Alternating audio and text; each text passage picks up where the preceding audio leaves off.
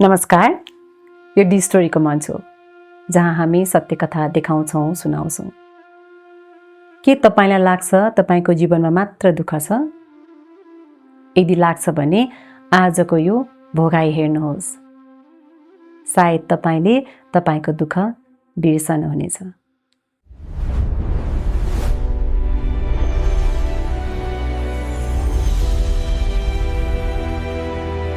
स्वागत छ हजुरलाई। धन्यवाद। हामी सधैँ बालापनबाटै सुरु गर्छौँ है।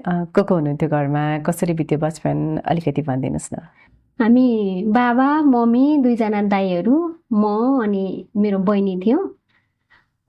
बच्चा बेलाको कुरा गर्नुपर्दा त हामी दुःखमै हुर्केको, एकदमै दुःखमा हुर्केको। खाना लाउन पनि दौडौ थियो। हामी सानै हुँदाखेरि चाहिँ बाबा एक्सिडेन्टमा पर्नुभएको थियो अरे, अनि टाउको एउटा हड्डी निकालेको भन्नुहुन्थ्यो। अनि बाबाको एउटा खुट्टा पनि बाङ्गो थियो। बाबा त्यस्तो हुनुहुन्थ्यो, मम्मी चाहिँ विदेशमा हुनुहुन्थ्यो। बाबाले काम गर्नुहुन्थ्यो। अहिले चाहिँ यो सिटी मयुरी के भन्छन् होइन, त्यति बेला हामी चाहिँ गाडा भन्थ्यौँ कि, त्यो मान्छेहरूलाई घर घरसम्म पुर्याइदिने भनौँ न, हो त्यस्तो गाडा चलाउनुहुन्थ्यो। उहाँको खुट्टाले गर्दा गाह्रो हुँदैन थियो? दुख्यो होला, गाह्रो भयो होला, तर छोरा मान्छेलाई म सक्दिनँ भन्ने छुट हुन्न रहेछ। छोरा मान्छेले आफूले जहाँबाट जसरी भए पनि घर परिवारको लागि जुन हदसम्म पनि जानुपर्ने रहेछ। हजुरले कतिसम्म पढ्नुभयो? मैले 8 कक्षासम्म मात्र पढेँ म्याम। म्याम नभन्नुहोस् न, हजुर त डी स्टोरीको परिवार हो नि। हुन्छ, बहिनी भन्छ है त त्यसो भए। हुन्छ। 8 पछाडि चाहिँ किन पढ्नु भएन? खानालाई त धौधौ थियो त्यति बेला, पढ्न चाहिँ अलि यस्तो भयो। खासमा दाईको एकजना साथी हुनुहुन्थ्यो, उहाँ चाहिँ बेला बेलामा घरमा आइरहनुहुन्थ्यो होइन। अनि म 14 वर्ष जतिको थिएँ त्यति बेला। अनि मलाई माया देखाइरहनुहुन्थ्यो क्या, माया देखाए जस्तो लाग्थ्यो। अनि उहाँको दाइले पनि तिमीहरूकोमा यहाँ एकदमै दुःख छ, तिमीलाई खाना लाउन पनि गाह्रो छ, भाइसँग बिहे गर्यो भनेदेखि सुख पाउँछौ भनेर भन्नुभयो। 14 वर्षको बच्चा नै हो है, केटाकेटी बुद्धि होला त नि, सुख पाइन्छ कि भने जस्तो लाग्यो। अनि उहाँसँग भागेर मैले चाहिँ बिहा गरेँ त्यति बेला। त्यति सानो उमेरमै बिहे गर्नुभएछ है? अनि हजुरले सोचे जस्तो सुख खुसी रहेछ त नयाँ घरमा? घर नै मेरो श्रीमानको घर त कस्तो जङ्गल जस्तो ठाउँमा थियो क्या, एक्लो घर त्यही माथि। अनि घरको अगाडि पनि मान्छे गाड्ने चिया थियो कि, खानालाई चामल पनि हुन्थेन। त्यो सधैँ जस्तो मकैको खोले अनि त्यसपछि फर्सी खानु पर्थ्यो सधैँ जस्तो। अनि त्यही भएर पनि होला सायद बिहा गरेको अलि टाइममै श्रीमान चाहिँ कमाउन भनेर सदरमुकाम जानुभयो। अनि मसँग सासू ससुरा बस्नुहुन्थ्यो। सासू ससुरा पनि रक्सी खाने, दिनभरि अब कहाँ हो गाउँ, राति पनि अबेला हुन्जेलसम्म पनि आउनुहुन्थेन। अनि मलाई त्यहाँ साह्रै नै डर लाग्थ्यो क्या, घरबाट बाहिर निस्किनु पनि डर हुन्थ्यो क्या। मलाई चाहिँ त्यति बेला त त्यो रातै नपरे पनि हुन्थ्यो जस्तो लाग्थ्यो। श्रीमानले पैसा पठाउनुहुन्थ्यो? पठाउनु भएन। मलाई चाहिँ उहाँले राम्रो खालको काम नपाएर नपठाउनु भएको हो कि जस्तो लाग्यो। म चाहिँ आफू बाँच्नको लागि त्यहाँ अरू मान्छेहरूले त्यहाँनिर खोला थियो कि, त्यो खोलामा ढुङ्गा टिप्ने काम गर्थेँ होइन। म पनि त्यस्तै काम गर्थेँ, त्यहाँ ढुङ्गा टिप्थेँ। तर फेरि त्यहाँको पनि पैसा सासूले राख्नुहुन्थ्यो मेरो। अनि सासूले कहिलेकाहीँ 10-20 रुपियाँ चाहिँ दिनुहुन्थ्यो। श्रीमान आउनु भएन? आउनु भएन भन्दा पनि यस्तो भयो क्या, एकचोटि के भयो भन्दाखेरि मेरो ससुरा त रक्सी खाने, राति एकचोटि मात्तिर झुकेर मेरो कोठामा छिर्नु भएछ होइन। हाम्रो त अब बाँसको घर नि त, बाँसको घर, सासू ससुराको कोठा र मेरो कोठा चाहिँ बिचमै एउटा भित्ताले मात्र छुट्याएको। अनि ससुरा झुकेर छिर्नु भएपछि मैले सासू आमालाई आमा बा त यता छिर्नु भएछ, यता आउनु भयो भनेर भने क्या। अनि आमाले चाहिँ आएर ससुरालाई कुटी कुटी आफ्नो कोठामा लिएर जानुभयो। त्यो रात त्यतिकै भयो। भोलिपल्ट बिहानमा घाँसमा गएँ, घाँसबाट फर्केर आउँदाखेरि मेरो घरभरि मान्छे होइन। के भयो भन्दाखेरि मेरो सासूले चाहिँ बुहारीले राति ससुरा तानी भनेर भन्नुभएछ। म 14 वर्षको बच्चा थिएँ, मैले के बुझ्थेँ होला है त्यति बेला। अनि त्यही कारणले गर्दाखेरि चाहिँ श्रीमान आउनु भएको थियो क्या। आउनुभयो अनि पहिला त मलाई कुट्नुभयो, बेसरी कुट्नुभयो। अनि मैले चाहिँ अब बस्दिनँ यहाँ भन्ने भयो। अनि त्यसपछि माइत जान्छु भनेर भोलिपल्ट बिहानै हिँडेँ, खोला खोला हिँडिरहेको थिएँ। अनि श्रीमान आउनुभयो। श्रीमान त्यहाँ आएर के अरे नजा यतै बस, म बरु तँलाई छुट्याएर राख्छु भनेर फकाएर अनि फेरि घरै लिएर जानुभयो। त्यसपछि कहाँ बस्नुभयो? त्यसपछि त्यति बेला चाहिँ मेरो मम्मी ठ्याक्कै विदेशबाट आउनुभएको थियो कि भर्खरै। अनि हामी माइत नै गयौँ होइन। अनि त्यसको 10 दिन जति पछि होला मलाई मेरो श्रीमानले तिमी विदेश जाऊ, मैले एउटा एजेन्ट चिनेको छु भन्नुभयो क्या। अनि मैले चाहिँ म त केही पनि थाहा छैन, म त सक्दिनँ होला भने क्या।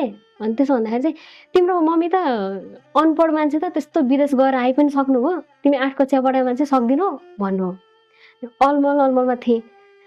अनि केसम्म भन्नु भने तँ विदेश नजाने भए म तँलाई छोडिदिन्छुसम्म पनि भन्नुभयो क्या। अनि पछि बुझ्दाखेरि चाहिँ त्यो जुन एजेन्ट थियो नि, त्यो एजेन्टले चाहिँ मेरो श्रीमानलाई तेरो बुढीलाई विदेश पठाइस् भने म तँलाई मोबाइल दिन्छु भनेर रहेछ क्या। त्यो जब एउटा मोबाइलको लागि मलाई मेरो बुढाले विदेश पठायो। तपाईँ त 14 वर्षको मान्छे, नागरिकता पनि नबन्ने उमेरमा कुन भिजामा कसरी कुन देश जानुभयो? इन्डिया लग्यो मलाई पहिला यहाँबाट। अनि इन्डिया पुगेर त्यहाँ अर्कैको पासपोर्ट दिएँ। त्यो अब नाम पनि अर्कैको, उमेर पनि अर्कैको, भनौँ त्यो पासपोर्ट बोकेर म अर्कै नै मान्छे भएर कतार गएको। पुग्नुभयो कतार? पुगेँ, कतार पुगेँ। कतार पुगेर एयरपोर्टमा झरेपछि त्यहाँ एउटा मान्छे लिन आयो मलाई। उतातिर चाहिँ मुदिर भन्छन् होइन, मुदिर लिन आयो। त्यो मुदिरले मलाई लिएर गयो मैले काम गर्ने घरमा। त्यो 7 तलाको घर थियो। अनि त्यहाँ चाहिँ एकजना बुढी हजुरआमा हुनुहुन्थ्यो। अनि उहाँको छोराहरू तलामा आफ्नो परिवार लिएर बस्ने रहेछन् होइन। अनि त्यो हजुरआमालाई म्याम भन्नु पर्थ्यो। त्यहाँ छोरा अब 3टी नातिनीहरू थिए, 2टा नाति थिए। अनि त्यहाँ एउटी नातिनी थियो क्या 30 वर्ष जतिको, त्यो चाहिँ व्हिल चेयरमा बस्थ्यो। अनि र्याल काटिरहने खालके त्यस्तै थिए। अनि अर्को एउटा नाति थियो 27-28 वर्ष जतिको थियो, त्यो पनि व्हिल चेयरमा बस्थ्यो। र कस्तो अजिब हरकत गर्थ्यो क्या त्यसले। तपाईँले गर्नुपर्ने काम चाहिँ के रहेछ? मैले गर्नुपर्ने काम भनेको त्यो घर सफा गर्ने हो। अनि त्यही नातिलाई हेर्नुपर्ने काम मेरो। शुक्रबार चाहिँ त्यहाँनिर पार्टी हुन्थ्यो, प्रत्येक शुक्रबार जस्तो पार्टी हुन्थ्यो। पार्टी भएको बेलामा चाहिँ किचनमा हेल्प गर्नु पर्थ्यो। त्यहाँ एउटा नेपाली दिदी हुनुहुन्थ्यो क्या, नेपाल फर्किन लागेको उहाँ चाहिँ। अनि उहाँले चाहिँ मलाई देखेर तँ यहाँ नबस, तँ यहाँबाट भाग भन्नुभएको थियो क्या। मैले किन भनेर सोधेँ। त्यो दिदीले कारण चाहिँ भन्नु भएन मलाई। सायद अब कारण भनेको भए यिनीहरूले थुनिदिन्छन् भनेर पनि होला। उनीहरू त धेरै धनी थिए। कति थियो तपाईँको स्यालेरी? आजभन्दा 15-16 वर्ष अगाडिको कुरा हो। त्यति बेला नेपालको 24,000 रुपियाँ थियो मेरो। बाहिर जान पाउनुहुन्थ्यो? उहाँहरू बाहिर जाँदाखेरि चाहिँ जान पाइन्थ्यो, किनभने उहाँहरू जानुभयो भने चाहिँ एकजना बराबर एउटा नोकर अनि एउटा ड्राइभर चाहिँ लिएर जानुहुन्थ्यो। अनि त्यो बेलामा चाहिँ जान पाइन्थ्यो। त्योभन्दा बाहेक चाहिँ अब सब्जीहरू किन्न पर्यो भने चाहिँ ड्राइभरलाई साथ लिएर जानु पर्थ्यो। तर ड्राइभरको फोनमा भिडियो कल गर्दै जानु पर्थ्यो क्या। भिडियो कल गर्दै गयो। अनि उता बजारमा पुगेर पनि अब के किन्ने कसरी भनेर पनि क्यामेरा फर्काएर सबै देखाएर कुरा गर्दै गरेर किनमेल गर्यो। फोन काट्न पाइन्थेन। अनि त्यही फोन कल गर्दा गर्दै भिडियो कल गर्दा गर्दै अनि फर्किनु पर्थ्यो। त्यसरी चाहिँ गइन्थ्यो। नेपालको घरमा परिवारसँग कुरा हुन्थ्यो? महिनामा एकचोटि चाहिँ उहाँहरूले बोल्न दिनुहुन्थ्यो। तर त्यहाँ नोकरहरूले चाहिँ लुकाएर फोन राख्ने गरेको थियो कि, ड्राइभरहरूले ल्याइदिन्थ्यो। अनि आफूसँग अर्कै फोन राख्ने गरेको थियो। मसँग पनि एउटा त्यो टुकटुके मोबाइल चाहिँ थियो। त्यो मैले लुकाएर यसो अनि लुकी कुरा गर्थेँ। भाषाको समस्या भएन? सुरुमा त भयो, अलिक गाह्रो भयो। तर के भयो भने म अलिक सानैमा गएको भयो नि त। अनि मैले अलिक चाँडै सिकेँ। पछि त लगभग सबै बुझ्न थालेँ। तपाईँलाई नेपाली दिदीले किन भाग भन्नुभएको रहेछ पत्ता लगाउनु भएन? पहिला त त्यस्तो केही थाहा नै भएन। तर एकचोटि के भयो भने परिवारको सबैजना चाहिँ दुबई जाने भयो क्या। दुबईमा पनि उनीहरूको घर छ होइन। सबैजना दुबई जाने हुँदाखेरि त्यो नाति चाहिँ म जान्न भन्ने रहेछ। अनि मलाई चाहिँ त्यही नाति हेर भनेर त्यहीँ घरमै छोड्नु हो। अनि म आफ्नो कोठामा सुतिरहेको थिएँ ढोका लाएर। कि आफ्नो त्यो कोठाको चाबी हल्लिए जस्तो कि चले जस्तो भयो क्या। अनि सुरुमा चाहिँ के डर लाग्यो भने अब अरबीहरू त मरेपछि जहाँ पनि गाड्छ भन्छ नि त, हामीले त्यसरी सुनिरहेको थियौँ। अनि धुलोसँगै अब काहीँ भुतसुत आयो कि क्या हो जस्तो भयो क्या मलाई। पछि चाहिँ निकै बेरसम्म त्यस्तो भएपछि चाहिँ के भयो भनेर म हेर्न गएँ। हेर्न जान्छु, त्यो ढोकाको लकमा चाबी हाल्ने ठाउँमा चक्कुको चुच्चो छ क्या, घुमाइरहेको। अनि ढोका खुल्यो। ढोका खुल्दाखेरि रहिम त्यहाँ अगाडि। रहिम भन्नाले? रहिम भनेको त्यही व्हिल चेयरमा बस्नेवाला नाति। त्यो अब हजुरले अघि जसको जे नाम हो त्यो नभन्नु भन्नुभएको थियो नि त, अनि त्यही भएर त्यसको खास नाम चाहिँ त्यो होइन, र अहिलेलाई चाहिँ अब हामी रहिम नै भनेर बुझौँ न। ढोका खोलिँदा रहिम व्हिल चेयरमै हुनुहुन्थ्यो? थिएन नि, ठिङ्ग उभिरहेको। म त छक्क परेको। फेरि के थियो भने त्यो टुकटुके मोबाइल चाहिँ मेरो हातमा थियो क्या। म अनि यतिकै डराइहालेँ। उसले चाहिँ यो फोन कसको हो, म म्यामलाई भनिदिन्छु भन्यो। म मेरो यतिकै साथ त गइहाल्यो। अनि मैले नभनिदिनु भनेर बिन्ती गरेँ, हात जोडेर बिन्ती गरेँ उसलाई। अनि उसले चाहिँ छेउमा आएर मेरो हात यसरी समायो होइन। अब मलाई लाग्यो उसले ठिक छ म भन्दिनँ भनेर म प्रति दया देखाउनलाई होला जस्तो लाग्यो होइन। र उसले हात समाएपछि मलाई लडाइदियो क्या, लडायो। अनि अरबीको ज्यान हो म्याम, कति ठुलो हुन्छ, हाम्रो बलले केही पनि लाग्दैन क्या। मैले केही पनि गर्न सकिनँ। म लुटिएँ, म लुटिएँ, म रक्ताम्य भएँ म्याम। मैले सकिनँ। अनि त्यसले मलाई थर्कायो। यो कुरा तैँले कसैलाई भनिस् भने तँसँग फोन छ भनेर म भनिदिन्छु सबैलाई। अनि त्यसपछि पुलिस ल्याएर तँलाई सधैँको लागि म जेल हालिदिन सक्छु भनेर त्यसले मलाई थर्कायो क्या। म डरले म केही पनि गर्न नसक्ने अवस्थामा थिएँ। फोन चाहिँ त्यसले मलाई राख भनेर दियो।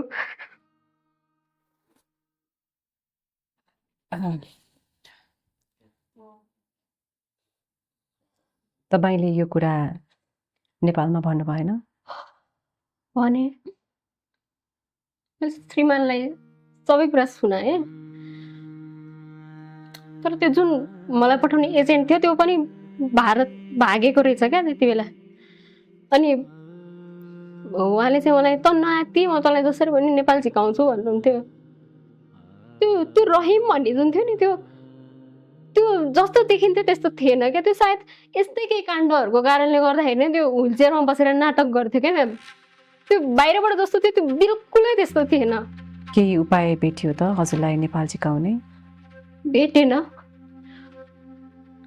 एक दिन के भयो भने त्यो म्याम अनि उसको नातिनीहरू चाहिँ त्यहाँ मजलिसमा बसिरहेको थिए। मजलिस भने चाहिँ बैठक हो क्या, त्यहाँ बैठकलाई मजलिस भन्छन्। अनि त्यहाँ बसिरहेको थिएँ, म किचनमा काम गरिरहेको थिएँ होइन। अनि किचनमा काम गरिरहेको बेलामा ल्यान्डलाइनमा चाहिँ फोन आयो। त्यो रहिमले आफ्नो रुमबाट मलाई कफी ल्याइदियो भनेर फोन गरेको थियो।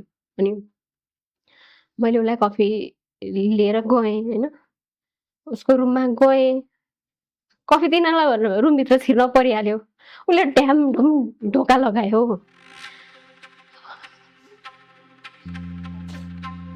त्यसपछि मलाई एकदमै डर लाग्यो क्या। म कति चिच्याएँ, चिच्याउनु गयो तर त्यसले मेरो मुख झ्याप्पै छोप्यो क्या।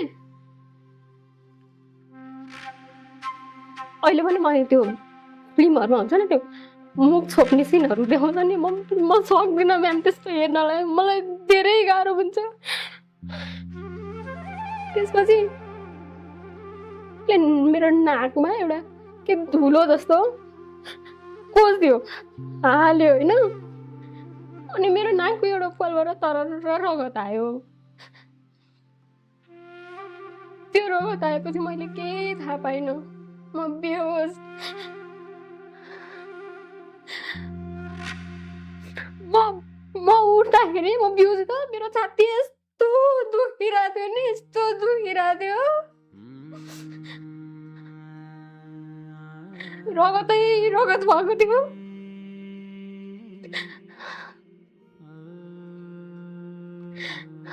त्यो राक्षसले मेरो छातीतिर सबैतिर ढोकेको रहेछ। त्यहाँबाट उठेर म बाथरुममा गएँ। बाथरुममा गएर हेरेको हेर्नु म्याम, मेरो निप्पल चिन्न लागिसकेको थियो। अनि मैले त्यो ब्लिडिङ नै रोकिरहेको थिएन। त्यही भएर त्यसले मलाई थर्काइरहेको थियो म्याम। त्यसले के भन्थ्यो थाहा छ? तैँले कसैलाई केही भनिस् भने तँलाई म यहीँ मारिदिन्छु भन्थ्यो। तेरो देश गरिब हो त गरिब देशको जनता होस्, तँलाई मैले यहाँ भने भने तेरो देशले जनता खोज्न आउँदैन भन्थ्यो म्याम।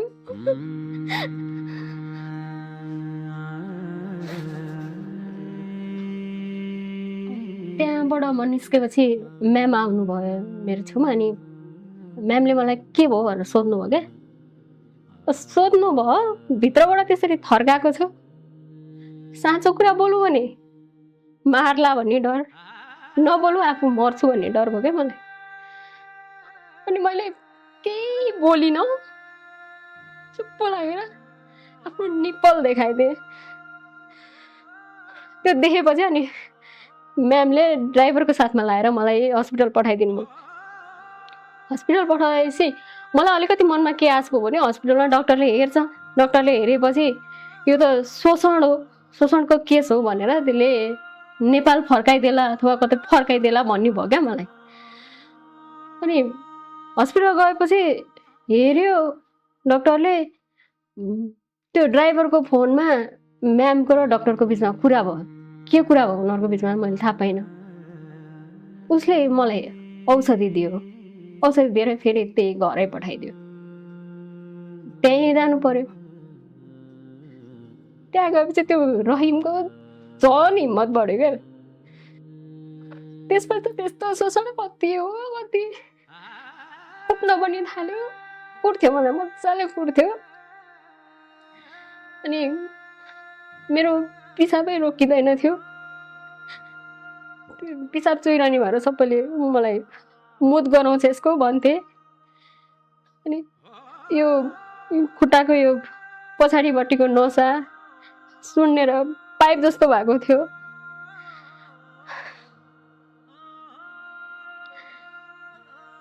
त्यसले मलाई त्यस्तो हुँदा पनि छोडेन।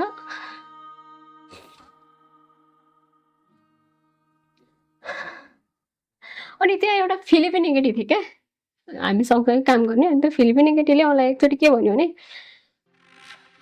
त्यसले भने मान्दिनस् होला, हुन्न भन्छस् होला, अनि त्यही भएर त्यसले तँलाई कुट्छ भन्यो क्या। मान्ने गर, तैँले मानिस् भनेदेखि त्यसले तँलाई कुट्दैन पनि, पैसा पनि दिन्छ, सामानहरू पनि दिन्छ भन्यो क्या त्यसले।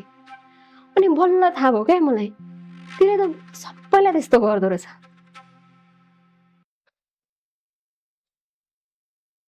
गरिब थिएँ, गरिबको छोरी हुँ होइन, गरिब भएर त्यहाँ पुग्या हुँ। तर पैसाको लागि इज्जत बेच्न चाहिँ मेरो बाउले संस्कार दिएका थिएनन् म्याम। मैले सकिनँ।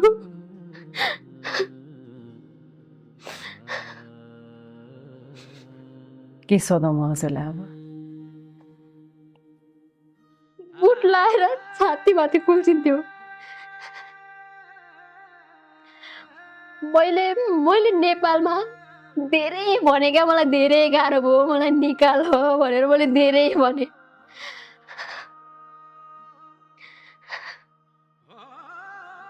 सपना पनि त्यस्तै आउँथ्यो, जति बेला पनि डर लाग्ने। म त लाठी जस्तो भएको थिएँ, केही गर्न नसक्ने एकोरो भएको थिएँ। कहिलेकाहीँ त त्यो अरबीले टाउको छोप्न भनेर दिएको सल थियो नि त्यो सल नै घाँटीमा मेरेर पछो लाएर झुन्ड्यौ के भनेर धेरैचोटि सोचेँ मैले। तर मर्न चाहिँ म मरिनँ है।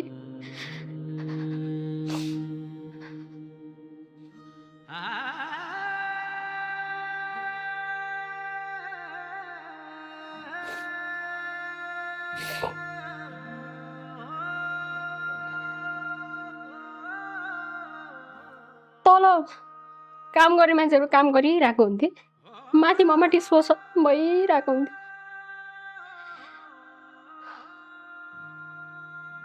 यस्तो हुन थालेको लगभग 2 वर्ष जस्तो भएको थियो होला। अनि मेरो पेट अलिअलि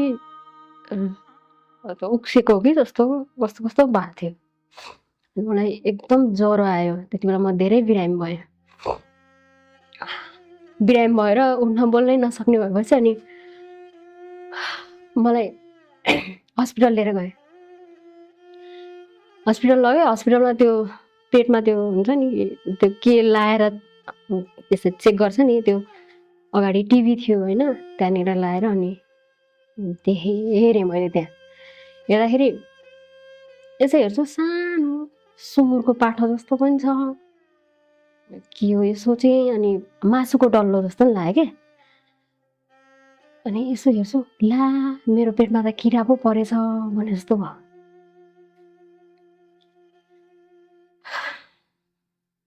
मलाई तिनीहरूले के पनि भनेन त्यहाँ हस्पिटलमा। त्यहाँबाट घर आइयो। म चाहिँ यो पेट घट्छ कि भनेर सुत्दाखेरि पनि यसरी घोप्टो परेर पेटलाई थिचेर सुत्थेँ क्या। स्वाहा हुन्थ्यो। म कति अब लाटी भन्ने कि बाठी भन्ने है, म कस्तो थिएँ भने 5 महिनासम्म मेरो मिन्स भएको थिएन क्या, रोकिया थियो। अनि मलाई चाहिँ के लाग्यो भने अब यसले मेरो शोषण गर्दाखेरि जुन रगत बगेर जान्छ, मिन्स हुने रगत त्यही बगेरै गयो भन्ने जस्तो लाग्यो। अनि त्यही भएर मिन्स नभए भन्ने सोचेँ होइन। पछि घर आएपछि चाहिँ मलाई नेपाल पठाउने गरेर टिकट काट्दिए। अनि टिकट काटेपछि म्यामले मलाई के भन्नु भने तेरो मिन्स भएको छैन, मिन्स रोकिएको छ भनेर बाहिर कसैलाई नभन् भन्नु हो क्या। अनि आउने दिनको बिहान चाहिँ जुन दिनमा आउनेवाला छु त्यो दिनको बिहान चाहिँ मलाई तेरो पेटमा बच्चा छ, एयरपोर्टमा स्क्यान गर्दा देखिन्छ होला, नआत्ती है भन्नुभयो क्या।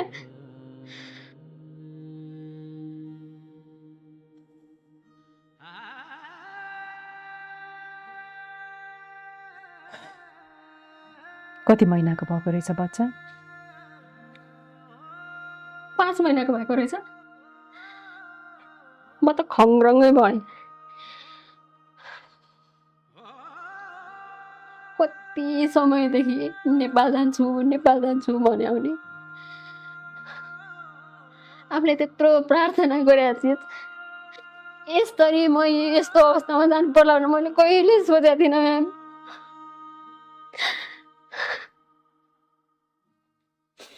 मलाई एयरपोर्टसम्म पुर्याउन आएका थिएँ। म एयरपोर्टभित्र छिरेँ।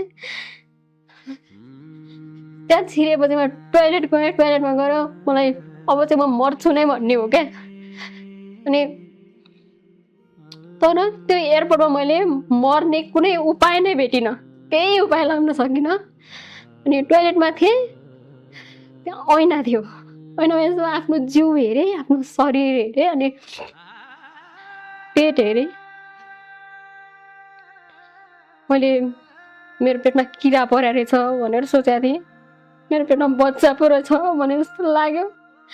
बिचरा यो बच्चाको के दोष जस्तो पनि भयो। अनि म चढेँ, नेपालको प्लेन चढेँ। त्यति बेला प्लेन चढेर मैले के सोचेँ। त्यो प्लेनको झ्याल के गरी खोल्न मिल्थ्यो भने म त्यो दिन आकाशबाट आम फाल्थेँ होला क्या।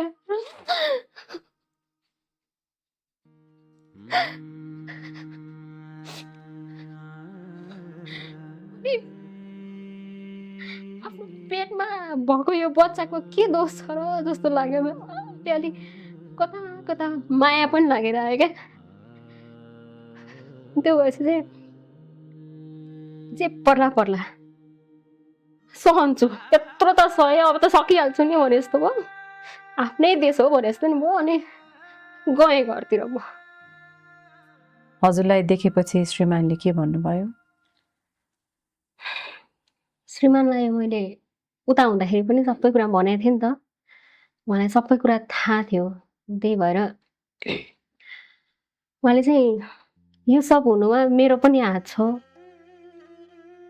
मैले मोबाइलको लोभ गरेर तँलाई पठाएको हो भनेर त्यो कुराहरू स्वीकार्नु हो क्या श्रीमानले चाहिँ। घर आएपछि मेरो यो खुट्टाको पछाडि नसा झुन्डिरहेको थियो, जिउभरि दागै दाग थिए। अनि जति बेला पनि पछ्यौरा ओढेर बसिरहन्थेँ, घरबाट कहीँ पनि जान्नथेँ। एकचोटि मेरो बाबा आउनु हो मलाई भेट्नलाई। अनि बाबाले चाहिँ अरू सबैजना विदेश गएर आएपछि कता कता घुम्न जान्छन् राम्रा राम्रा लुगा लाएर, त घर यहीँ बसिरहन्छस् भन्नु हो क्या। पछि चाहिँ बाबाले सबै कुराहरू थाहा पाउनु भएको छ। थाहा पाएपछि चाहिँ यसो तेरो गल्ती छैन, सानोमा नगर, धेरै नरोएस् भन्नुभयो।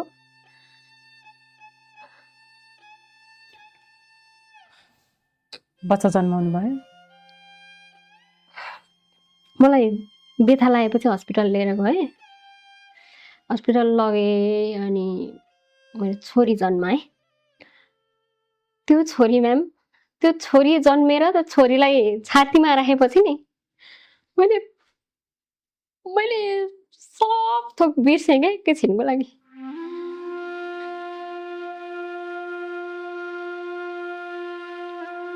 त्यो म त बेथा लागेपछि मात्र हस्पिटल गएको हो नि त।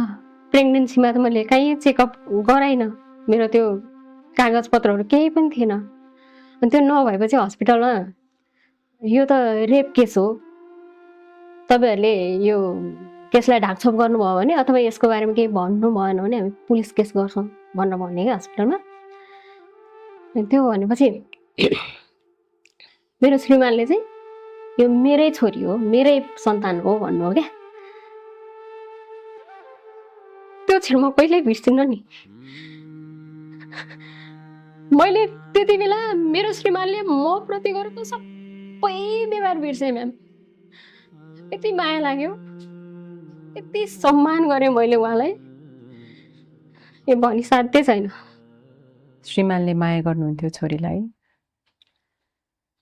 पहिला पहिला त गर्नुहुन्थ्यो। त्यहाँ वरिपरि गाउँलेहरूले चाहिँ तेरो बुढीले त राम्रै डलर कमाएर ल्याएछ भन्दा रहेछन् क्या। मलाई घर बाहिर निस्किन पनि गाह्रो लाग्थ्यो, यस्तै यस्तै कारणले गर्दाखेरि म निस्किन्न थिएँ। अनि अब त्यो छिन्न लागेको निपल थियो, त्यो पनि सुकेर कस्तो सानो भइसकेको थियो, सुकेको थियो। बच्चालाई दुध खुवाउन नि गाह्रो हुन्थ्यो। अनि एक दिन बच्चालाई दुध खुवाइरहेको थिएँ, छिमेकी एकजना आन्टी आउनुभयो। अनि उहाँले चाहिँ मलाई हेरेर खुब राम्रो गरेछस् भनेर थु गर्नुभयो क्या, थुकेर जानुभयो। त्यसपछि मलाई के लाग्यो भने म यस्तो समाजमा यो बच्चा कसरी हुर्काउँ, कसरी के गरी हुर्किन्छ यो बच्चा, कस्तो मनस्थितिको भएर हुर्किन्छ जस्तो भयो। उहाँको घरका मान्छेहरूले पनि त्यो बच्चालाई नछो भन्दा रहेछन् क्या। अनि त्यो बच्चा नछो भनेर नाता तोड्न थाल्नु हो क्या घरको मान्छेहरूले पनि। अनि यो सबै कुराहरूले गर्दा चाहिँ मेरो श्रीमानले रक्सी खान थाल्नु। हजुरको बुवा मम्मीले माया गर्नुहुन्थ्यो छोरीलाई? मेरो बुवाले त एकदमै माया गर्नुहुन्थ्यो, जति बेला पनि नानीलाई लिएर बस्नुहुन्थ्यो। मेरो श्रीमानले जब रक्सी खान थाल्नुभयो नि, मलाई कुटपिट गर्न थाल्नुभयो।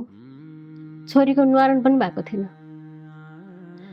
मैले उसको कुटाइ सहेँ, किनभने उसले मेरो छोरी स्वीकारेको छ, म यति सहन्छु भन्ने हो क्या मलाई। मैले सहेँ। अनि अनि पछि भएपछि त अर्काको छोरछोरी जन्माउने, अर्काको सन्तान जन्माउने, मेरो चाहिँ सन्तान नजन्माउने भन्न थाल्यो।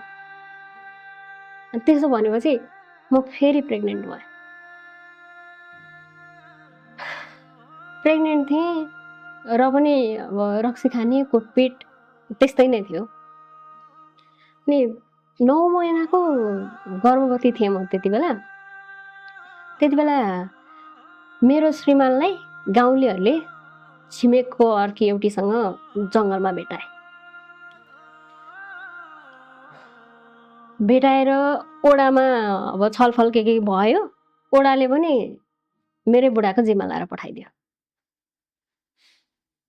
अब गर्ने के भन्नु त, सौता खप्नु पर्यो, नखपेर भयो, जाने ठाउँ कहीँ छैन, गर्न सक्ने अवस्था छैन। यसले मेरो छोरी स्वीकार्यो, अब सौता सहन्छु भन्ने भयो क्या मलाई। अनि बसेँ।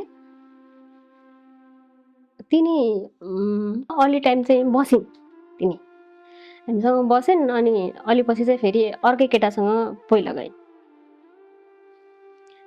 त्यता गएर पनि अलि पछि चाहिँ बितिन् तिनी। उनी बित्दाखेरि चाहिँ जुम्ल्या बच्चा थियो रे पेटमा भन्नु भन्छन्। त्यो सुन्या हो, होइन मलाई ठ्याक्कै चाहिँ त्यस्तो केही थाहा छैन।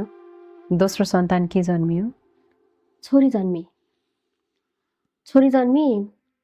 पैसाको त पहिल्यैदेखि अभाव नै हो, झनै अभाव भयो। त्यो छोरीलाई नै के खुवाउने भनेर सोच्दा पनि दिन जाने भयो क्या, कसरी पाल्ने भन्ने जस्तो भयो। अनि श्रीमान जति बेला पनि रक्सी खाने, म दिनभरि छोरीहरू हेर्नमा व्यस्त, त्यो छोरीहरूकै भविष्य के होला जस्तो भयो। अनि उनीहरूलाई नै सोचेर म चाहिँ अब फेरि विदेश जान्छु भनेर निर्णय गरेँ। विदेशको त्यस्तो कालो रूप देखिसक्नु भएको तपाईँले फेरि विदेशै जान्छु भन्ने निर्णय कसरी गर्नुभयो? म आमा हो नि त म्याम। एउटा आमाले आफ्नो छोरछोरीको भोक मेट्नको लागि राक्षसको मुखभित्र आरा छ भने पनि त्यो राक्षसको मुखभित्रको आरा खोसेर ल्याएर आफ्नो छोरछोरीको पेट भर्छ अरे क्या। मलाई त्यही भयो। म छोरीहरूको लागि भनेर हिँड्या।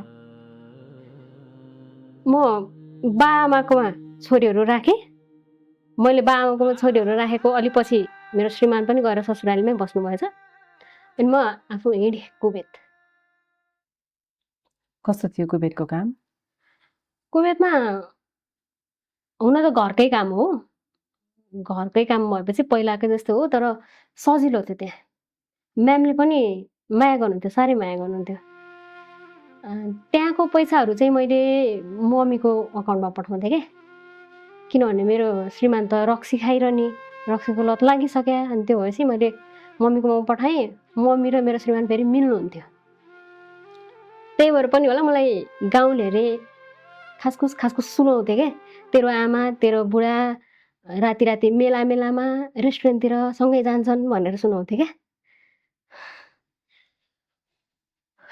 अनि मैले पत्याइनँ म्याम, किनभने यही समाज हो नि त। पहिला मलाई मर्नको लागि बाध्य बनाउनु पनि त यही समाज हो। मैले पत्याइनँ। अनि मैले मेरो मम्मीकै अकाउन्टमा चाहिँ पैसा पठाइरहन थालेँ। भइदियो के भन्दाखेरि एक दिन चाहिँ मेरो बुढाले मेरो आमालाई लिएर इन्डिया गयो भनेर सुने, छोरीहरू सहित। कस्तोको होला आउने त्यति बेला भन्नु त।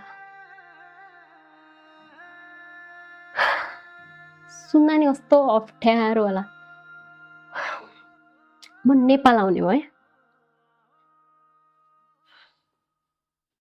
म नेपाल आउने भएर एयरपोर्ट गएँ। एयरपोर्टमा जाँदाखेरि मलाई एयरपोर्टमा इलिगल भनेर समाइदियो। मलाई थाहै थिएन, मेरो भिजा सकिसक्यो रहेछ।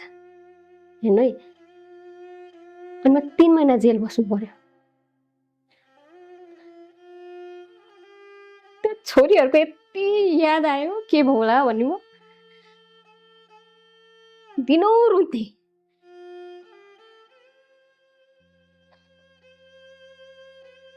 अनि त्यहाँको म्यामहरूले नै मलाई निकालिदिनु हो। त्यसपछि म घर आएँ।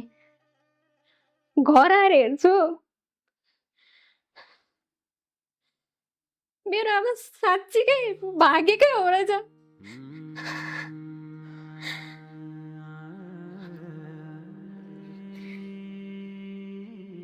यो सुनाउनु पनि मलाई कस्तो गाह्रो हुन्छ। तपाईँको त आफ्नै आमा होइन र उहाँ कि सौतेनी आमा हो? मलाई जन्म दिने मेरो आफ्नो आमा हो क्या म्याम। आफ्नो आमा नभए पनि सौतेनी आमा नै भए पनि ज्वाइँसँग भागेको भनेर काहीँ सुन्नु भएको छ तपाईँले? कति लाजमर्दो कुरा हो भन्नु त। मेरो आमाले मेरो बुवालाई कहिल्यै माया गर्नु भएन क्या। मेरो बुवा अशक्त हुनुहुन्थ्यो, कहिले पनि माया गर्नु भएन। त्यही भएर पनि होला मेरो श्रीमानसँग नजिकिनु भयो। उनीहरू दुवै नजिकिए। मैले यिनीहरूलाई फोन गरेँ। अनि फोन गरेर मैले आफ्नो आँखाले देखाएको छैन, तिम्रो आओ फर्केर भने। कति लाजमर्दो कुरा हो नि त। यिनीहरू लाजै पचाएर अनि आए। किन भन्दा पैसा पठाउने मेसिन त म हो। म त नेपाल आइसकेँ, अब पैसा झर्दैन भनेपछि यिनीहरू आए। आएर अनि मलाई के भन्छन्, यो सबै गाउँलेहरूले यतिकै भनेको कुरा हुन्, त्यस्तो केही पनि होइन भने मलाई।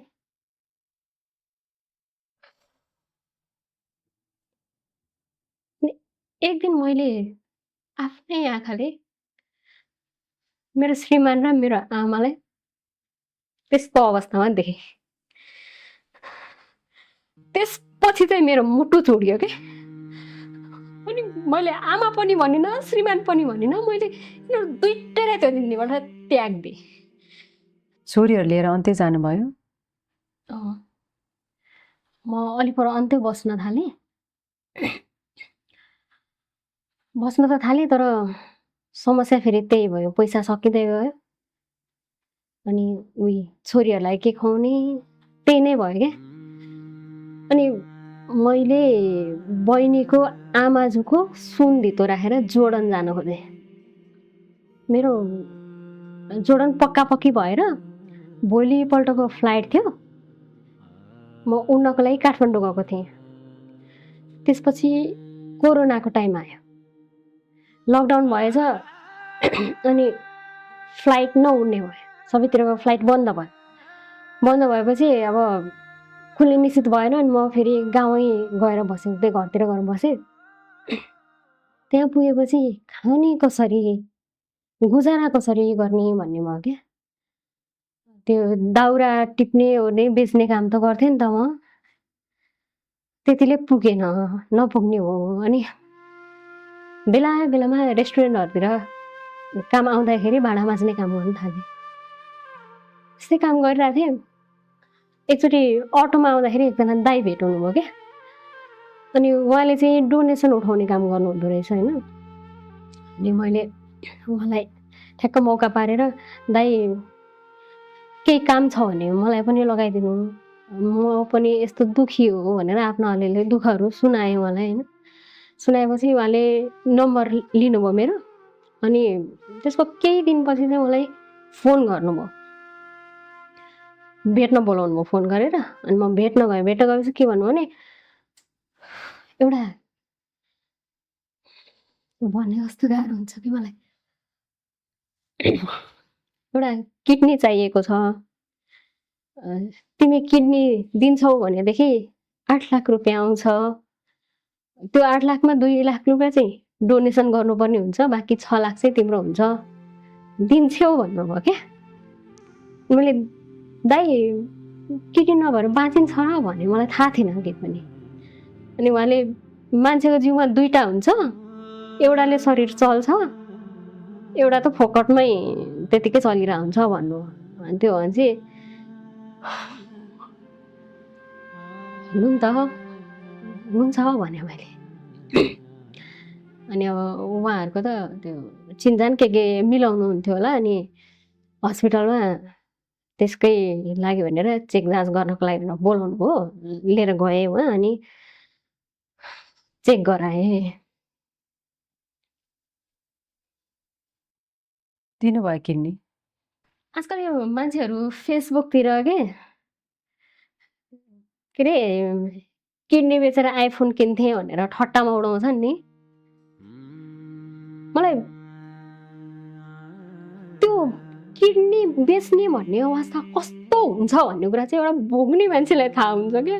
कुन अवस्थामा चाहिँ आफ्नो जिउको किडनी झिकेर बेच्नुपर्ने हुन्छ भन्ने चाहिँ भोग्नेले मात्र भन्न सक्छ।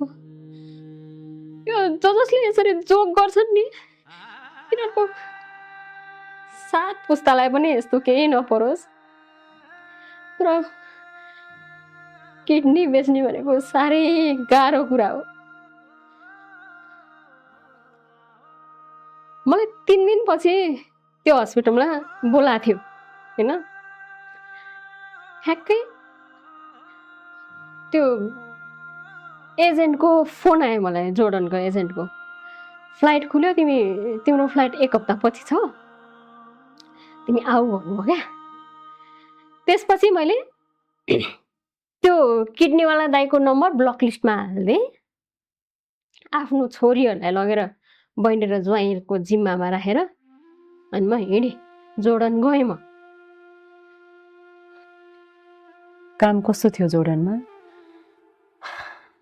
काम असाध्यै गाह्रो थियो। यिनीहरू साह्रै छुच्चा थिए कि। टोइलेटमा बस्दाखेरि पनि टोइलेटमै निदाइस् कि क्या हो भनेर कराउन आउँथे। बिरामी भएर बस्यो भने पनि आराम गर्न पाइन्थेन। साह्रै कडा थिए। गएको केही महिनासम्म चाहिँ पैसा दिएँ, त्यसपछि पैसा दिनै खोज्दैन थिए। यता चाहिँ नानीहरूले फेरि मलाई पसलमा पैसा तिर्नुपर्छ, पैसा पठाऊ भन्ने। म चाहिँ तिमीहरू उधारो लिएर खाऊ न पसलबाट, म पसलमै पठाइदिन्छु भनेर टार्थेँ कि। किनभने यहाँबाट पैसा नदिएको 5 महिना भइसकेको थियो। मैले कति भने क्या, मलाई पैसा दिनु, मलाई नेपाल फर्काइदिनु, अथवा म छुट्टीमा जान्छु। मैले कति भने, उनीहरूले सुन्दै सुनेन। त्यसपछि एकजना नेपालीले चाहिँ मलाई त्यहाँ के भन्नुभयो भने, तिमी यिनीहरूलाई माया गरे जस्तो गर, माया देखाऊ, अनि नेपाल चाहिँ जानै मन नलागेको जस्तो, यहीँ बस्न मन लागेको जस्तो गर, अनि यिनीहरूले छुट्टीमा चाहिँ पठाइदिन्छन् भने क्या। त्यसपछि मैले त्यस्तै गरेँ। तर जिन्दगीको दुःखले नि यति पछारेको थियो, डिप्रेसन जस्तो भएछ क्या अलिअलि मलाई त। अनि तिनीहरूले मलाई तेरो मोबाइल यहाँ छोड, हामी नेपाल पठाइदिन्छौँ भने क्या। मैले हुन्छ छोडिदिन्छु भने। अनि जाने बेलामा तँलाई पैसा पनि दिन्छौँ भने। ल हुन्छ भने उनीहरूले एयरपोर्ट लगिदिए। एयरपोर्टको बाहिरपट्टि चाहिँ खाममा पैसा दिएको थियो। 1000 छ खामभित्र भनेको थियो। मलाई त अब त्यहाँ 1000को नोट हुन्छ हुन्न पनि मलाई थाहा छैन है, अहिलेसम्म पनि थाहा छैन मलाई। म एयरपोर्टभित्र छिरेँ, एयरपोर्टभित्र छिरेर खाम खोल्छु, खाममा 1-1को 9वटा नोट थियो।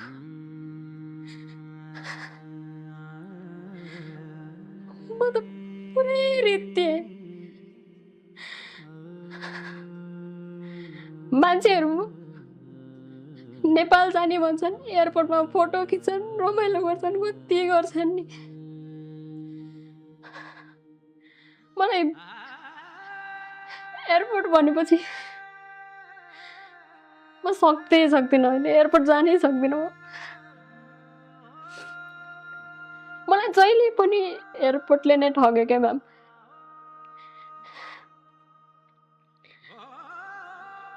पहिला पनि एयरपोर्टमा पुगेपछि कतारीको बच्चा पेटमा रहेछ भनेर थाहा पाएँ।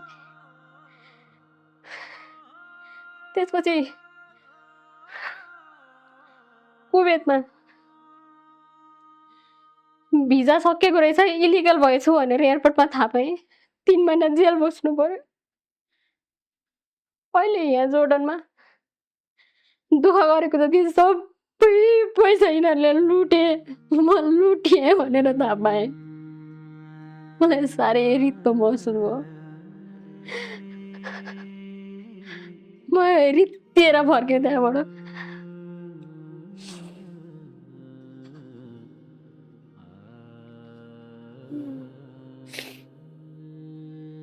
म चियानमा एक्लै राति गएर सुत्न सक्छु होला, तर अब म एयरपोर्ट जान चाहिँ सक्दिनँ।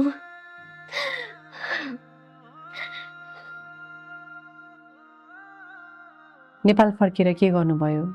उधारो पैसा कसरी तिर्नुभयो? म त नेपाल गएको भोलिपल्टैदेखिबाट दाउरा बोक्न थालेँ। मान्छेहरूले विदेशबाट आएको भोलिपल्टैबाट काम गर्न थाल्यो भन्थे। अब के गर्नु त? आफू रित्तेर आएको थिएँ, अरू कुनै उपाय थिएन। दिनभरि मरि मेटेर काम गर्थेँ, रातभरि रुन्थेँ क्या। म त थरथरी काम्ने भएको रहेछु क्या, बोल्न नसक्ने थरथरी काम्ने। अनि अब त मर्छु होला जस्तो भएपछि मलाई डक्टर कहाँ देखाउन जानुपर्छ जस्तो भयो क्या, हस्पिटल जानुपर्छ जस्तो भयो। अनि म हस्पिटल गएँ। हस्पिटल गएपछि डक्टरले मलाई तपाईँसँग साथी को आउनु भएको छ भनेर सोध्नुभयो। मैले मेरो लागि यो संसारमा मेरो भन्नु म मात्र हो, मेरो अरू कोही पनि छैन। मलाई क्यान्सरै भएको भए पनि भनिदिनुहोस् डक्टर, मलाई केही फरक पर्दैन भने। अनि डक्टरले मलाई डिप्रेसन छ भन्नु। मलाई स्लाइनहरू चढाउनु परेको थियो, कतिवटा स्लाइन पार्नेहरू चढाउनु भयो। अनि औषधिहरू पनि दिनुभएको थियो। म 34 दिन हस्पिटल बस्नु परेको थियो त्यति बेला। त्यो एक पैसा आफूसँग नभएको मान्छे हस्पिटल गएर त्यत्रो उपचार गरेँ, 34 दिन हस्पिटल बसेँ। हस्पिटलको खर्च के गरी धाने, डिस्चार्ज कसरी भयो होला, कसरी त्यहाँबाट फर्केँ होला, यसको त एउटा अर्को छुट्टै नै उपन्यास बन्छ। यतातिर त नजाऊँ नै होइन। त्यहाँ हस्पिटलबाट म डिस्चार्ज भएर घर गएँ। घर गएपछि घर गएको थाहा भयो। अनि मलाई भेट्नलाई भनेर बाबा आउनुभएछ। मेरो बाबाको खुट्टा झन् कमजोर भएको थियो। मलाई भेट्न आउँदाखेरि बाटो क्रस गर्दाखेरि बाबा एक्सिडेन्टमा पर्नुभएछ।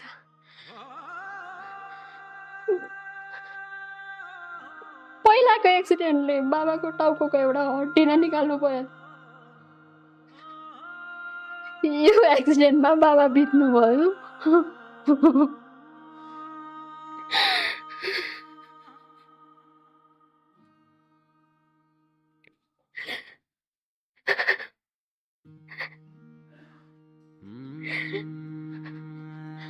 म डिप्रेसनसँग लड्दै थिएँ।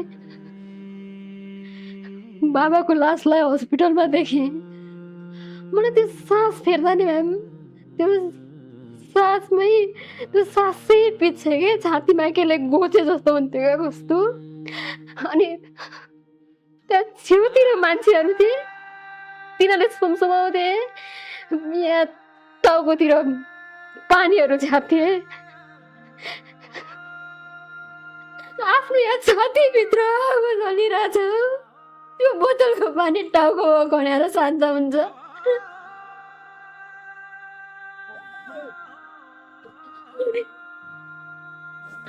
त्यहाँ मुर्छा भएर डले।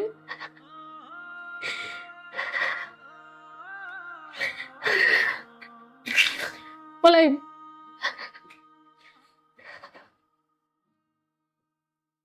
दाइहरूले त पहिल्यैदेखि नै भाउजूहरूको कुरा सुनेर दाइहरू टाढिसक्नु भएको थियो क्या।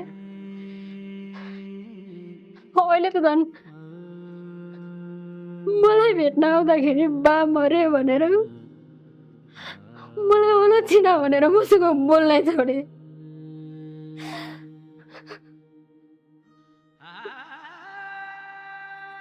मलाई माया गर्ने यो संसारमा अलिकति मेरो लागि भनेर सोच्ने, मलाई अलिकति माया गर्ने भनेको मेरो बहिनी थिएन।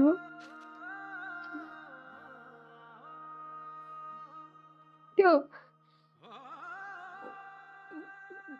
त्यो बहिनी त्यसलाई जन्डिस भएको थियो।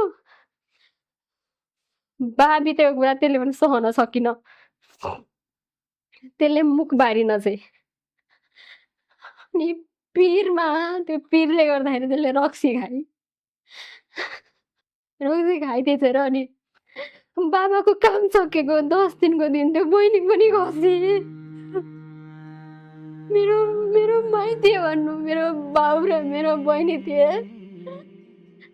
यो भगवानले दुईटालाई खोजेर लगे, एकैचोटि खोजेर लगे।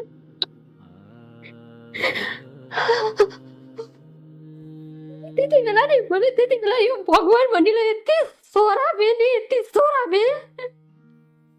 मैं त साँच्चै झस् त झस् पनि आइज तल आइज। मैले यति सोराबे नि, त्यो दिन भगवान त्यहाँ आएको भयो म्याम, म त्यसलाई यति कुट्थेँ होला, त्यसलाई यति दुखाउँथेँ होला।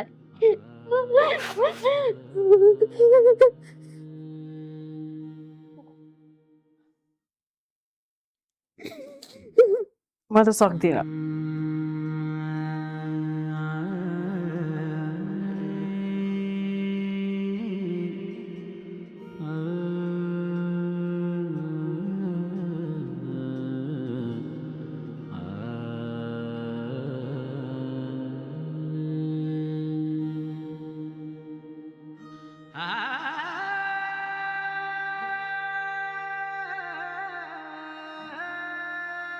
तर म भगवानको नाम जप्न थालेँ। मैले बत्ती बाल्थेँ दिनदिनै, बुवा र बहिनीको नाममा म बत्ती बाल्थेँ दिनदिनै। मैले कति पुकारेँ भगवानलाई, तर भगवान म भएको ठाउँमा त कहिले आउनु भएन। म चाहिँ बेला बेलामा भगवानलाई भेट्न जान्थेँ।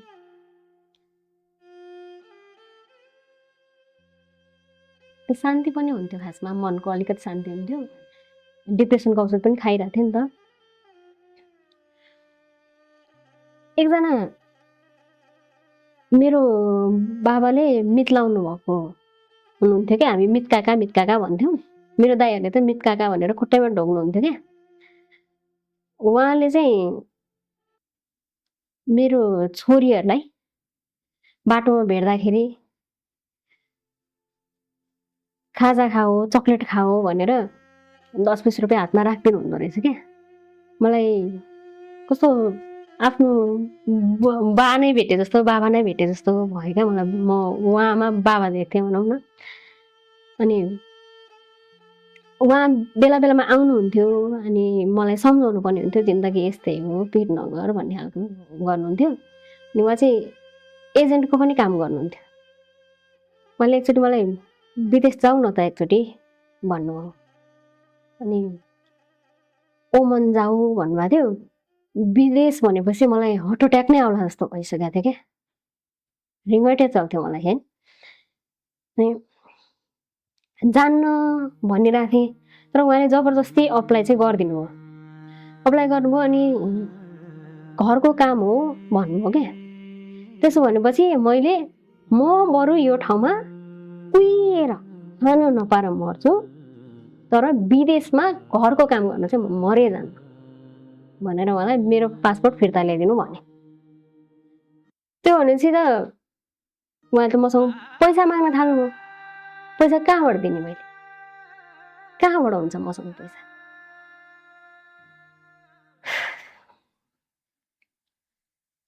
मेरो सानी छोरीको बर्थडे थियो। बर्थडेको दिनमा आधी किलो भए पनि मासु खुवाउँछु भनेर म मासु किन्नलाई पसल गएको थिएँ। अनि त्यति बेला उहाँले मेरो ठुली छोरीलाई चाहिँ अटोमा यहाँ चढ भनेर लिएर जानुभएछ। अटोमा चढाएर जङ्गल लानुभएछ। अब हजुरबा जस्तो मान्छे मेरो ठुली छोरी अब डराई अनि जङ्गलमा लगेर अटो रोकेर त्यो नाबालिका बच्चाको मुखमा कपडा कोचेर त्यसलाई त्यही दिन 3 चोटिसम्म बलात्कार गरेछ त्यो बुढाले।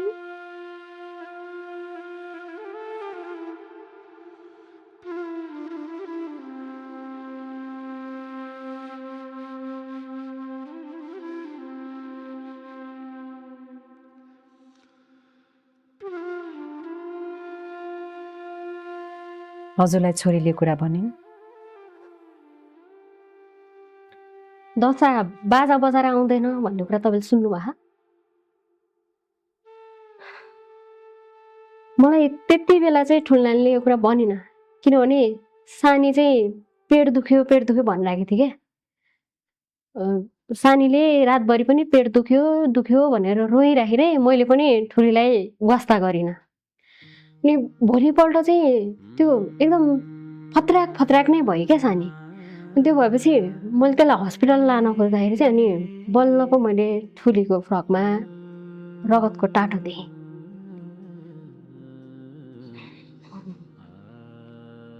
अनि मैले नानी त मिन्स भइछस्, फ्रक अर्को लगा भने। त्यसपछि सानीलाई लिएर हस्पिटल लगिहालेँ, हस्पिटल गइहालेँ म। अनि लिएर गयो हस्पिटलमा, बच्चा लगाएछ। त्यहाँ देखाउँदाखेरि नानीलाई एपेन्डिसाइट भएको रहेछ। 2 घन्टा मात्र ढिला भएको भए त्यो फुट्थ्यो भनेर डाक्टरहरूले भन्नुभयो क्या। तत्कालै अपरेसन गर्नुपर्ने भयो। त्यहाँ अपरेसन नै गरेर मसँग कहाँबाट पैसा आउनु? मैले नि त्यहाँ डाक्टरलाई नै बिन्ती भाउ गरेँ भनौँ न, केही कुराहरू सुनाएँ। बिन्ती भाउ गरेपछि अनि डाक्टरले काउन्टरमा के भनिदिनु भयो। अनि मैले त्यहाँ काउन्टरमा चाहिँ आफ्नो मोबाइल राखेर पैसा लिन भनेर घर आएँ। नानीको अपरेसन चाहिँ गरिदिनु भनेर डाक्टरलाई भनेको थिएँ। त्यहाँ नानीको अपरेसन गरिदिनु, म पैसा लिएर आउँछु भनेको थिएँ। अनि म घर गएँ। घर गएपछि हाम्रो घरमा चाहिँ सानो खालको फ्रिज थियो क्या। त्यो फ्रिज चाहिँ त्यहाँ वरिपरि बिन्ती भाउ जस्तै नै गरेँ। वरिपरि पनि यो फ्रिज राखेर मलाई पैसा दिनु न भने। धेरैजनालाई भनेपछि त्यहाँ एकजनाले चाहिँ त्यो फ्रिज राखेर पैसा दिनुभयो। त्यो पैसा लिएर म हस्पिटल गएँ। नानीको अपरेसन भयो, हस्पिटल राखियो ओर्यो। अनि डिस्चार्ज गर्ने बेलामा त्यो पैसामा पनि अझ 8,000 पुगेन। अब मेरो ल्याउने ठाउँ कहीँ छैन, आउने ठाउँ कहीँ छैन। अनि फेरि मैले डाक्टरलाई नै एकदमै अनुरोध गरेँ क्या त्यति बेला। अनि उहाँलाई मैले म जसरी पनि कमाएर ल्याएर तिर्छु यो पैसा, अहिले चाहिँ मैले सक्दिनँ भनेपछि अनि उहाँले फेरि काउन्टरमा गएर के भन्नुभयो। अनि उहाँले भनेपछि चाहिँ हस्पिटलले मलाई त्यो 8,000 रुपियाँ चाहिँ छुट गरिदियो। हजुरलाई ठुले नानीले भनिन्, मम्मी हजुरको मिजु काकाले मलाई यस्तो गर्नुभयो भनेर? पछि भनि मलाई त्यसले, नारीभित्र नि कालीको शक्ति हुन्छ भन्छ नि, काली माताको शक्ति हुन्छ भन्छ नि, त्यो शक्ति नै म्याम मलाई त्यति बेला आथ्यो क्या। कस्तो हुँदो रहेछ देवी चढ्या भने मलाई त्यति बेला आथ्यो। त्यो मान्छे मेरो अगाडि त्यहाँ खुकुरी थियो भने म त्यो मान्छेलाई गएर चट्टै छिनाउँथेँ क्या। त्यति बेला त्यसलाई यस्तो च्वाप हानेर छिनाउँथेँ नि म। मलाई त्यस्तो भएको थियो। मैले के सोचेको थिएँ भने कुकुरी लिएर जान्छु, त्यसलाई झपाउँछु, अनि त्यसको टाउको छ नि हातमा यसरी झुन्डाउँदै पुलिस थाना जान्छु। अनि त्यहाँ गएर यसलाई मैले मारे हो, मलाई जेल हाल भन्छु र जेल बस्छु भन्ने लागेको थियो क्या मलाई। मैले त्यतिसम्म सोचिसकेको थिएँ। अनि फेरि लाग्यो म गएर जेल बसेपछि यिनीहरूको फेरि बिचल्ने हुन्छ, यिनीहरूलाई कसले हेर्छ हो। अनि मैले सकिनँ। आफैले विचार गरेँ अनि कानुनी रूपमा नै लड्छु म भनेर अनि निर्णय गरेँ। भर्खरै अपरेसन गरेर हस्पिटलबाट ल्याएको त्यो बिरामी छोरी छ। रक्ताम्य भएको ठुलो छोरी छ साथमा, 13 वर्षको त्यो बच्चा साथमा छ। त्यसको लागि केस दर्ता गर्न जाने बेलामा मसँग भाडा पनि थिएन म्याम त्यति बेला।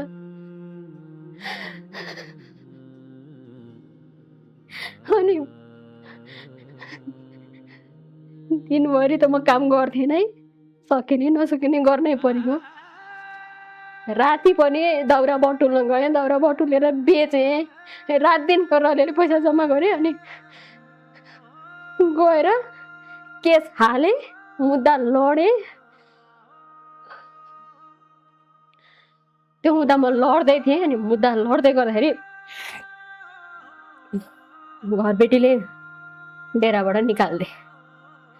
के भन्यो भने भोलि त्यो बुढाका आफन्तहरू आउलान्, तिनीहरूले आएर तिमीहरूलाई कथम कदाचित केही गरिहाल्यो भने तिमीहरूलाई मार्यो भने म त जिम्मेवारी लिन सक्दिनँ नानी हो, निस्क भने। अनि त्यहाँबाट निस्केँ।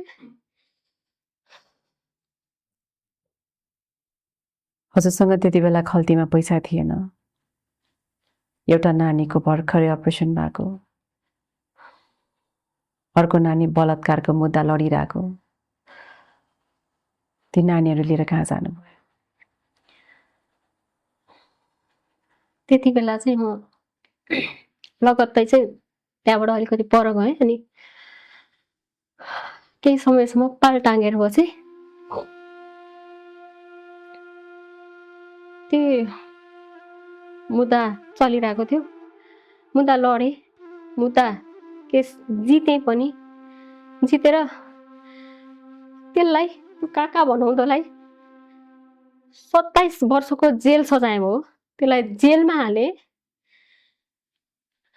त्यो मुद्दा जितेर त्यसलाई जेलमा हालेको दिन नै यो छाती यति आनन्द भयो, यति आनन्द भयो नि म भन्नै सक्दिनँ कि यस्तो शान्त भयो।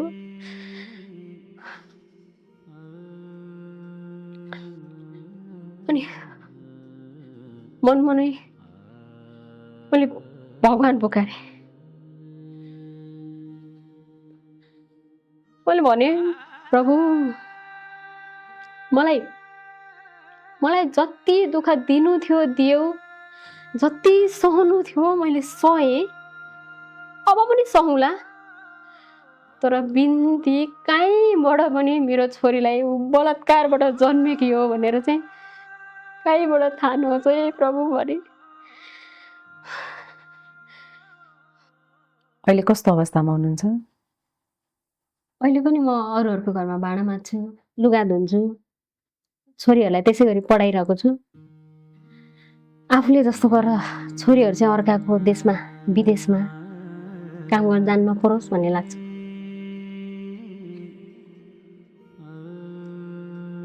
म त 1 महिना अगाडिसम्म पनि डिप्रेसनको औषधि खाइरहेको थिएँ नि त। तपाईँको यो कार्यक्रमको 2वटै भाग हेरेको छु। अनि त्यो 2टा त्यो भागहरू हेर्दाखेरि चाहिँ मलाई म मात्र होइन रहेछ दुःख पाउने अनि दुःखसँग लड्ने हिम्मतिला मान्छे त अरू पनि अझै कति रहेछन् भन्ने जस्तो लाग्यो क्या। म त तपाईँले नढाँटी भन्नुपर्दा म बाँच्दिनँ होला भन्ने नै स्थितिमा पुगेको थिएँ क्या।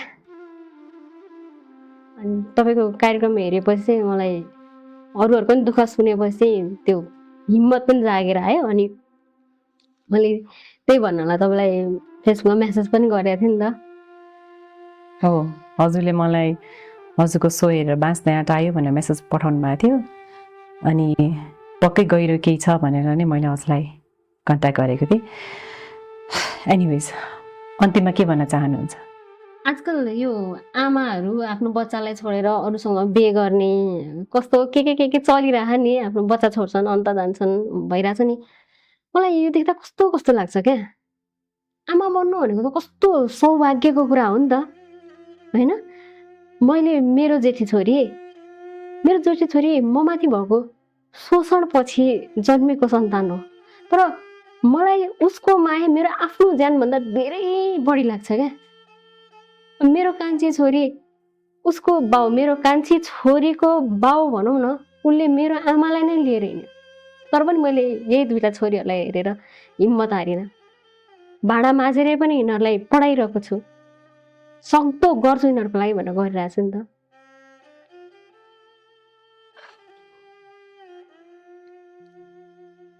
तपाईँले मलाई त्यो भगवानको नाम जप गर्ने काउन्टर पठाइदिनु भएको थियो नि। म आजकल अलि भगवानको नाम जप्छु। अहिले मैले औषधि छोडेको छु, भगवानप्रति विश्वास छ, सबै ठिक हुन्छ जस्तो लाग्छ। मेरो त सबै ठिक नभए पनि केही छैन, म आमा हुँ। म बाँचुन्जेल मेरो सन्तानको लागि चाहिँ के पनि बेठिक हुन दिने छैन। तपाईँले औषधि छोडे भन्नुभयो है, तर तपाईँको भोगाई सुनिसकेपछि मलाई के लाग्यो भने हजारौँ मान्छेहरू जसले तपाईँलाई सुनिरहनु भएको छ, उहाँहरूको लागि चाहिँ तपाईँ आफै एउटा औषधिको काम गर्नुहुनेछ। जसलाई लाग्छ कि अब जिन्दगी सकियो, उहाँहरूले तपाईँलाई सुनिसकेपछि सायद सोच्नुहुनेछ यदि उहाँ लड्न सक्नुहुन्छ भने म किन सक्दिनँ। आफ्नै देशमा अवसर नपाएर परदेशिएका हाम्रा हजारौँ दिदीबहिनीहरू आज विदेशमा लुटिन अनि कुटिन बाध्य छन्। यो असुरक्षित यात्रा अब रोकिनुपर्छ। यो कथा हेरिसके पछाडि आज एउटा कुरा प्रष्ट भयो, जन्म दिँदैमा कोही आमा नहुने रहेछ। आज हामीले यो कथामा दुईटा आमा देख्यौँ। पहिलो आमा जसले आफ्नो ज्वाइँसँगै भागेर ममताको बदनाम गरिन्, र दोस्रो आमा जसले बलात्कारपछि जन्मेको आफ्नो बच्चालाई पनि यसको के दोष छ र भनेर छातीमै टाँसिन्। आफ्नो सन्तानलाई न्याय दिलाउन, पहिचान दिलाउन सारा दुनियाँसँग एक्लै लडिन्।